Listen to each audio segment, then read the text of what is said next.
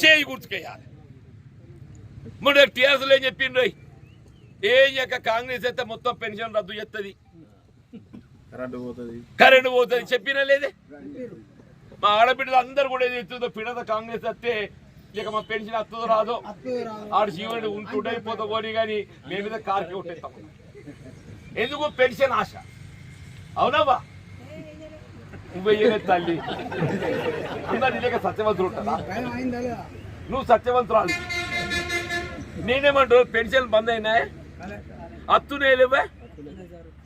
రైతు బంధు కూడా చెప్పంటారు. నేను వ్యవసాయం చేసే ప్రతి రైతుకి ఏదైతున్నదో నీకు రైతు బంధు రైతు భరోసా పేరుతో ఏదైతుందో మీకు ఇవాళ ఎకరానికి 5,000 పడుతున్నాయి.